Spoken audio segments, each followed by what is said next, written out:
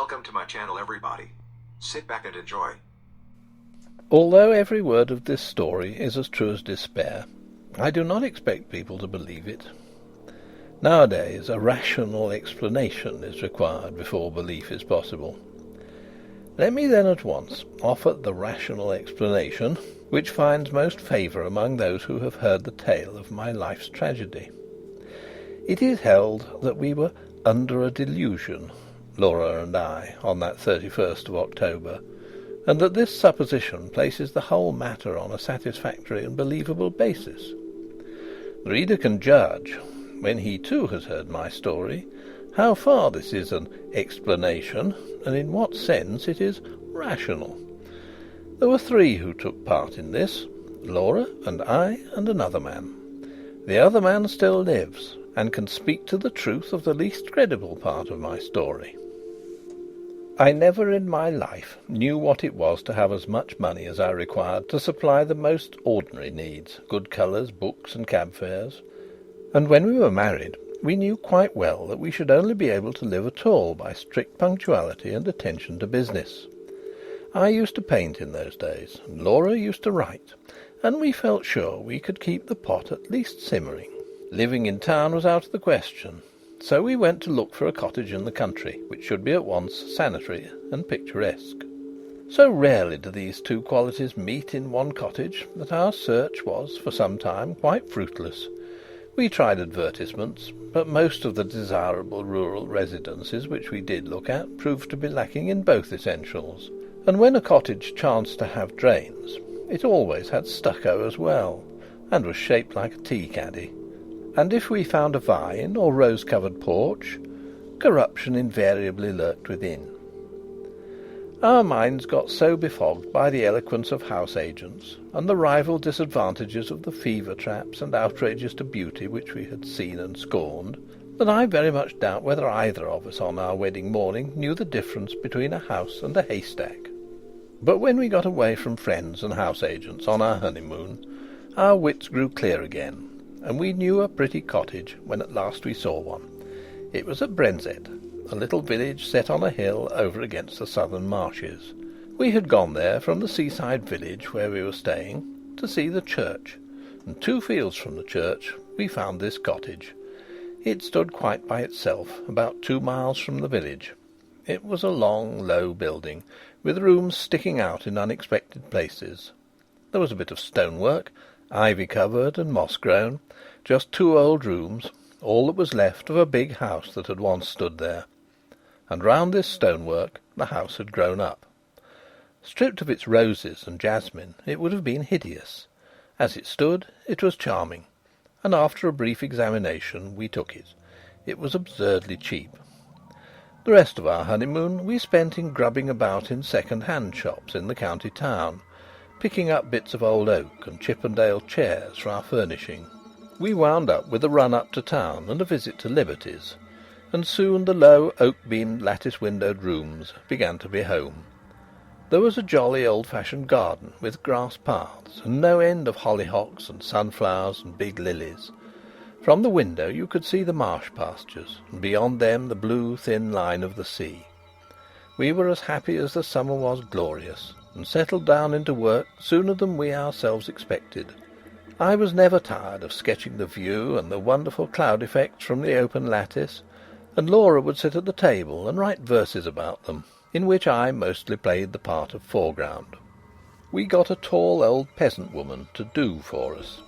Her face and figure were good, though her cooking was of the homeliest, but she understood all about gardening, and told us all the old names of the coppices and cornfields, and the stories of the smugglers and highwaymen, and better still, of the things that walked, and of the sights which met one in lonely glens on a starlit night. She was a great comfort to us, because Laura hated housekeeping as much as I loved folklore, and we soon came to leave all the domestic business to Mrs. Dorman, and to use her legends in little magazine stories, which brought in the jingling guinea. We had 3 months of married happiness, and did not have a single quarrel. One October evening I had been down to smoke a pipe with the doctor, our only neighbour, a pleasant young Irishman. Laura had stayed at home to finish a comic sketch of a village episode for the monthly Marplot. I left her laughing over her own jokes, and came in to find her a crumpled heap of pale muslin, weeping on the window-seat. "Good heavens, my darling, what's the matter?" I cried, taking her in my arms. She leant her little dark head against my shoulder and went on crying. I had never seen her cry before. We had always been so happy, you see, and I felt sure some frightful misfortune had happened. "What is the matter? Do speak." "It's Mrs. Dorman," she sobbed. "What has she done?" I inquired, immensely relieved. "She says she must go before the end of the month, and she says her niece is ill. She's gone down to see her now. But I don't believe that's the reason, because her niece is always ill. I believe someone's been setting her against us. Her manner was so queer." "Never mind, Pussy," I said. "Whatever you do, don't cry, or I shall have to cry too, to keep you in countenance, and then you'll never respect your man again." She dried her eyes obediently on my handkerchief, and even smiled faintly. "But you see," she went on, "it really is serious, because these village people are so sheepy, and if one won't do a thing, you may be quite sure none of the others will. And I shall have to cook the dinners and wash up the hateful greasy plates, and you'll have to carry cans of water about and clean the boots and knives, and we shall never have time for work or earn any money or anything.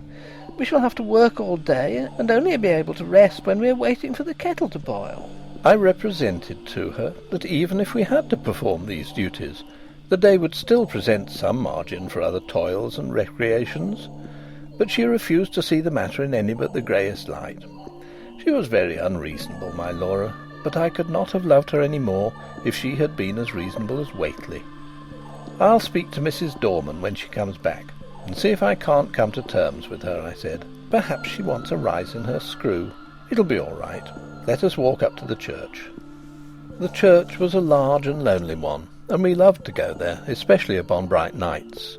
The path skirted a wood, cut through it once, and ran along the crest of the hill through 2 meadows, and round the churchyard wall, over which the old yews loomed in black masses of shadow. This path, which was partly paved, was called the Bierburg, for it had long been the way by which the corpses had been carried to burial. The churchyard was richly treed, and was shaded by great elms, which stood outside and stretched their majestic arms in benediction over the happy dead. A large, low porch let one into the building by a Norman doorway and a heavy oak door studded with iron. Inside, the arches rose into darkness, and between them the reticulated windows, which stood out white in the moonlight. In the chancel, the windows were of rich glass, which showed in faint light their noble colouring, and made the black oak of the choir pews hardly more solid than the shadows. But on each side of the altar lay a grey marble figure of a knight in full plate armour, lying upon a low slab, with hands held up in everlasting prayer. And these figures, oddly enough, were always to be seen if there were any glimmer of light in the church. Their names were lost, but the peasants told of them that they had been fierce and wicked men, marauders by land and sea, who had been the scourge of their time, and had been guilty of deeds so foul that the house that they had lived in, the big house, by the way, that had stood on the site of our cottage, had been stricken by lightning and the vengeance of heaven. But for all that, the gold of their heirs had bought them a place in the church. Looking at the bad, hard faces reproduced in the marble, this story was easily believed. The church looked at its best and weirdest on that night, for the shadows of the yew trees fell through the windows upon the floor of the nave, and touched the pillars with tattered shade. We sat down together without speaking, and watched the solemn beauty of the old church, with some of the awe which inspired its early builders. We walked to the chancel, and looked at the sleeping warriors. Then we rested some time on the stone seat in the porch, looking out over the stretch of quiet moonlit meadows, feeling in every fibre of our being a piece of the night and of our happy love, and came away at last with a sense that even scrubbing and blackleading were but small troubles at their worst. Mrs. Dorman had come back from the village, and I at once invited her to a tête-à-tête. "Now, Mrs. Dorman," I said, when I had got her into my painting room, "what's all this about your not staying with us?" "I should be glad to get away, sir, before the end of the month," she answered, with her usual placid dignity. "Have you any fault to find, Mrs. Dorman?" "None at all, sir. You and your lady have always been most kind, I'm sure." "Well, what is it? Are your wages not high enough?" "No, sir, I gets quite enough." "Then why not stay?" "I'd rather not." With some hesitation. "My niece is ill." "But your niece has been ill ever since we came." No answer. There was a long and awkward silence. I broke it. "Can't you stay for another month?" I asked. "No, sir. I'm bound to go by Thursday." And this was Monday. "Well, I must say I think you might have let us know before. There's no time now to get anyone else, and your mistress is not fit to do heavy housework. Can't you stay till next week?" "I might be able to come back next week." I was now convinced that all she wanted was a brief holiday, which we should have been willing enough to let her have as soon as we could get a substitute. "But why must you go this week?" I persisted. "Come, out with it." Mrs. Dorman drew the little shawl, which she always wore, tightly across her bosom, as though she were cold. Then she said, with a sort of effort, "They say, sir, as this was a big house in Catholic times, and there was many deeds done here."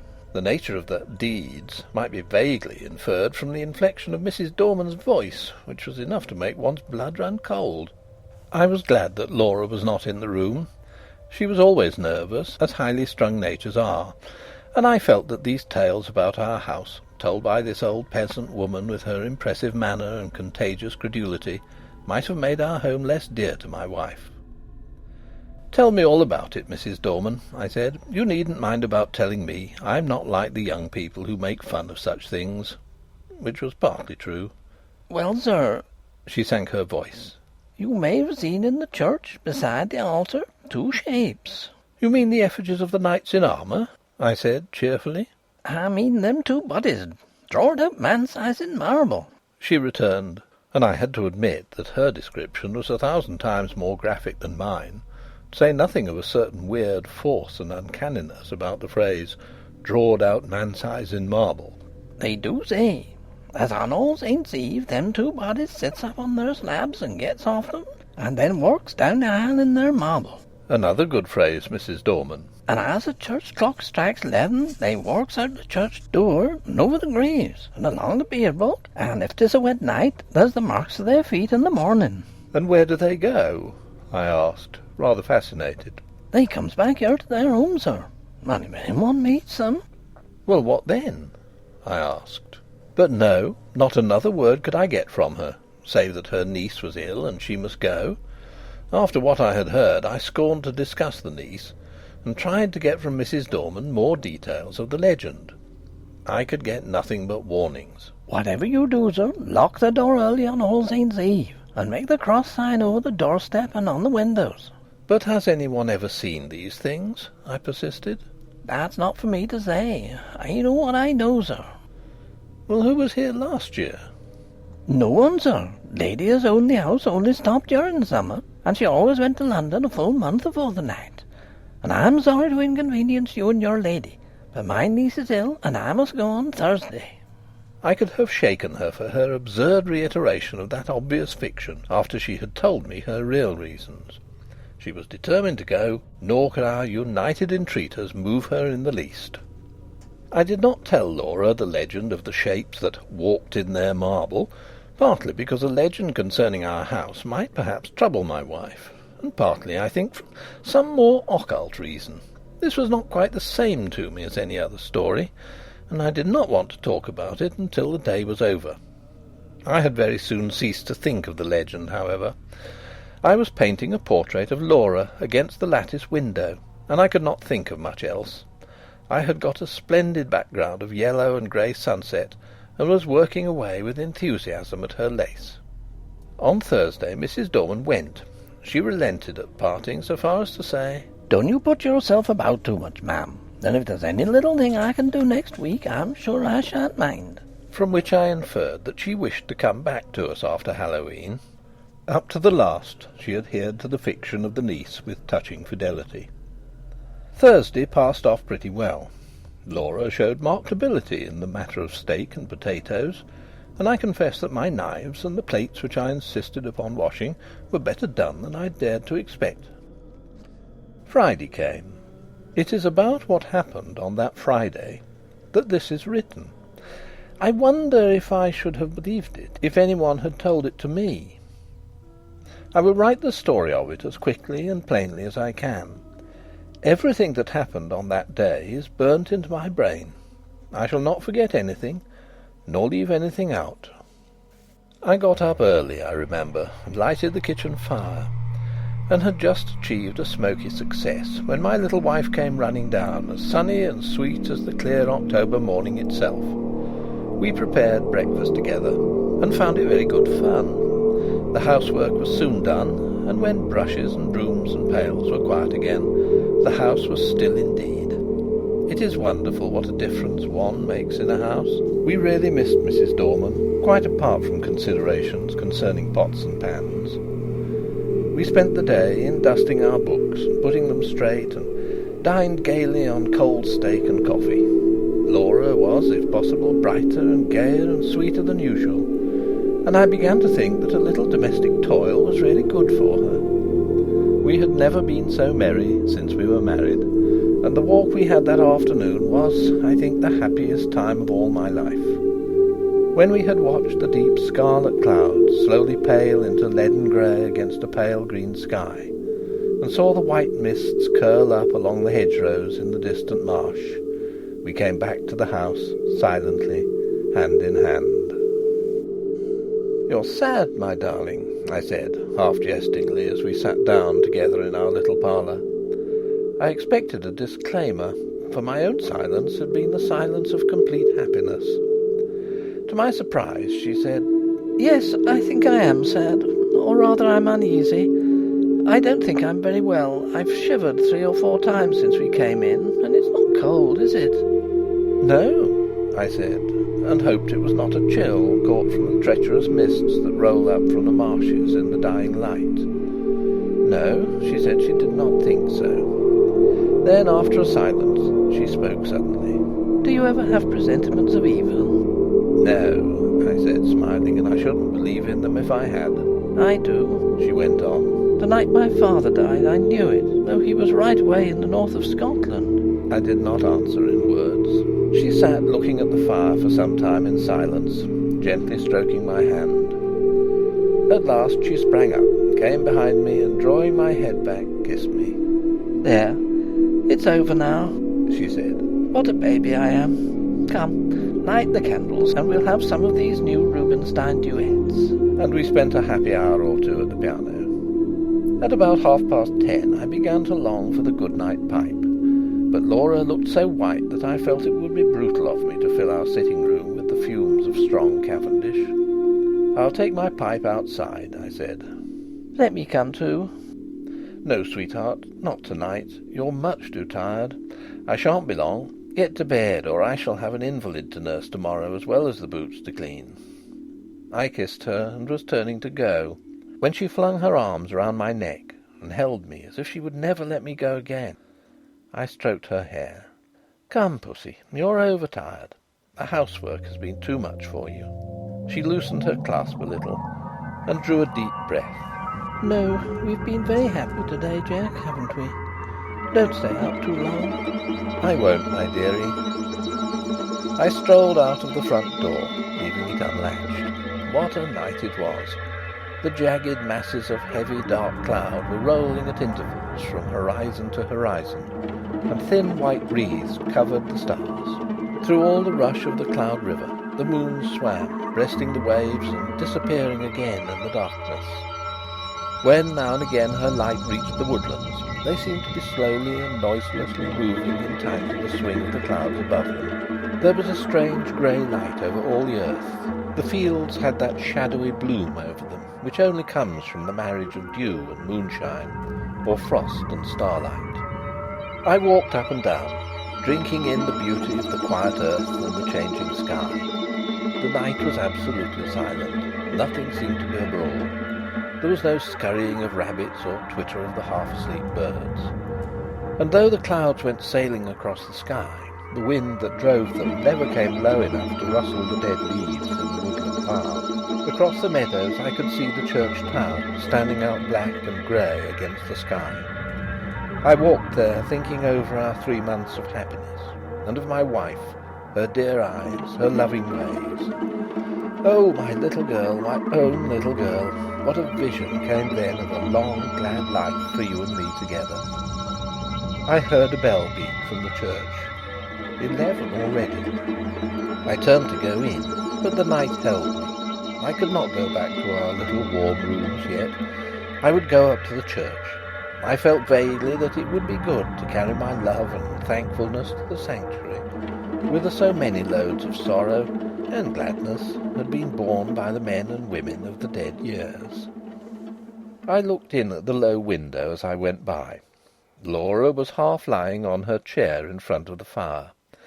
I could not see her face, only her little head showed dark against the pale blue wall. She was quite still, asleep no doubt. My heart reached out to her as I went on. There must be a God, I thought, and a God who was good. How otherwise could anything so sweet and dear as she have ever been imagined? I walked slowly along the edge of the wood. A sound broke the stillness of the night. It was a rustling in the wood. I stopped and listened. The sound stopped too. I went on, and now distinctly heard another step and mine answer mine like an echo. It was a poacher or wood stealer most likely, for these were not unknown in our Arcadian neighbourhood. But whoever it was, he was a fool not to step more lightly. I turned into the wood. Now the footsteps seemed to come from the path I had just left. It must be an echo, I thought. The wood looked perfect in the moonlight. The large dying firs and the brushwood showed where through thinning foliage the pale light came down. The tree trunks stood up like Gothic columns all around me. They reminded me of the church, and I turned into the beer block and passed through the corpse gate between the graves to the low porch. I paused for a moment on the stone seat where Laura and I had watched the fading landscape. Then I noticed the door of the church was open, and I blamed myself for having left it unlatched the other night. We were the only people who ever cared to come to the church except on Sundays, and I was vexed to think that through our carelessness the damp autumn air so had the chance of getting in and injuring the old fabric. I went in. It would seem strange, perhaps, I should have gone halfway up the other before I remembered, with a sudden chill followed by a sudden rush of self-contempt. But this was the very day I was, according to tradition, the shapes drawn out man-size in marble began to walk. Having thus remembered the legend, and remembered it with a shiver, which I was ashamed, I could not do otherwise than walk up towards the altar, just to look at the figures, as I said to myself. Really, what I wanted was to assure myself, first, that I did not believe the legend, and secondly, that it was not true. I was rather glad that I had come. I thought now I could tell Mrs. Dorman how vain her fancies were, and how peacefully the marble figures slept on through the ghastly hour. With my hands in my pockets, I passed up the aisle. In the grey dim light, the eastern end of the church was larger than usual, and the arches above the two tombs looked larger too. The groom came out and showed me the reason. I stopped short. My heart gave a leap that nearly choked me and then sank sickeningly. The bodies drawn out man-size were gone, and their marble slabs lay wide and bare in the vague moonlight that slanted through the east window. Were they really gone, or was I mad? Clenching my nerves, I stopped and passed my hand over the smooth slabs, and felt their flat, unbroken surface. Had someone taken the things away? Was it some vile practical joke? I would make sure anyway. In an instant I had made a torch of a newspaper which happened to be in my pocket, and lighting it, held it high above my head. Its yellow glare illumined the dark arches and those slabs. The figures were gone, and I was alone in the church. Or was I alone? And then a horror seized me, a horror indefinable and indescribable, an overwhelming certainty of supreme and accomplished calamity, I flung down the torch and tore along the aisle and out through the porch, biting my lips as I ran to keep myself from shrieking aloud. Oh, was I mad, or what was this thing that had possessed me? I leapt the churchyard wall and took the straight cut across the fields, led by the light from our windows. Just as I got over the first stile, a dark figure seemed to spring out of the ground. Mad still with that certainty of misfortune, I made for the thing that stood in my path, shouting, "Get out of the way, can't you?" But my push was met with a more vigorous resistance than I had expected. My arms were caught just above the elbow and held as in a vice, and the raw-boned Irish doctor actually shook me. "Would ye?" he cried in his own unmistakable accents. "Would ye, then? Let me go, you fool!" I gasped. "The marble figures have gone from the church. I tell you, they've gone." He broke into a ringing laugh. "I'll have to give you a draught tomorrow, I see. You've been smoking too much and listening to old wives' tales." "I tell you, I've seen the bare slabs." "Well, come back with me. I'm going to Tom Palmer's. His daughter said we're looking at the church. Let me see the bare slabs." "You go if you like," I said, a little less frantic for his laughter. "I'm going home to my wife." "Rubbish, man," said he. "Do you think I'll permit of that? Are you to go saying all your life that you've seen solid marble endowed with vitality, and me to go all my life saying that you're a coward? No, sir, you shan't do it." The night air, a human voice, and I think also the physical contact with this 6 feet of solid common sense, brought me back a little to my ordinary self, and the word coward was a mental shower bath. "Come on, then," I said sullenly. "Perhaps you're right." He still held my arm tightly. We got over the stile and walked back to the church. All was still as death. The place smelt very damp and earthy. We walked up the aisle. I'm not ashamed to confess that I shut my eyes. I knew the figures would not be there. I heard Kelly strike a match. "Here they are, you see right enough. You've been dreaming or drinking. Asking your pardon for the invitation." I opened my eyes. By Kelly's expiring vesta, I saw 2 shapes lying, in their marble, on their slabs. I drew a deep breath and caught his hand. "I'm awfully indebted to you," I said. "It must have been some trick of the light, or I've been working rather hard. Perhaps that's it. Do you know, I was quite convinced they were gone." "I'm aware of that," he answered, rather grimly. "You'll have to be careful of that brain of yours, my friend, I assure you." He was leaning over and looking at the right-hand figure, whose stony face was the most villainous and deadly in expression. "By Jove," he said, "something's been afoot here. This hand is broken." And so it was. I was certain that it had been perfect the last time Laura and I had been there. "Perhaps someone's tried to remove them," said the young doctor. "That won't account for my impression," I objected. "Too much painting and tobacco will account for that well enough." "Come along," I said, "or my wife will be getting anxious. You'll come in and have a drop of whisky and drink confusion to ghosts and better sense to me." "I ought to go to Palmer's, but it's so late now, I'd best leave it till morning," he replied. "I was kept late at the Union, and I've had to see a lot of people since." "All right, I'll come back with you." I think he fancied I needed him more than did Palmer's girl. So, discussing how such an illusion could have been possible, deducing from this experience large generalities concerning ghostly apparitions, we walked up to our cottage.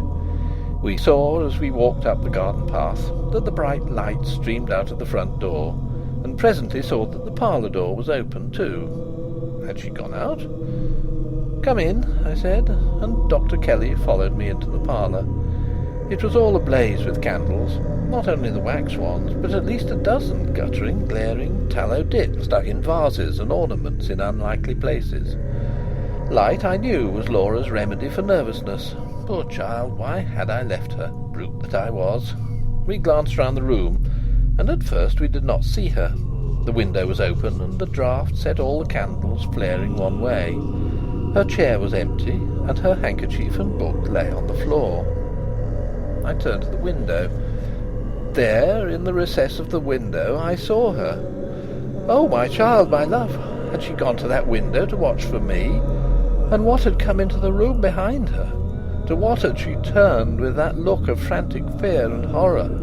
Oh, my little one, had she thought that it was I whose steps she heard, and turned to meet what? She had fallen back across a table in the window, and her body lay half on it and half on the window seat, and her head hung down over the table, the brown hair loosened and fallen to the carpet.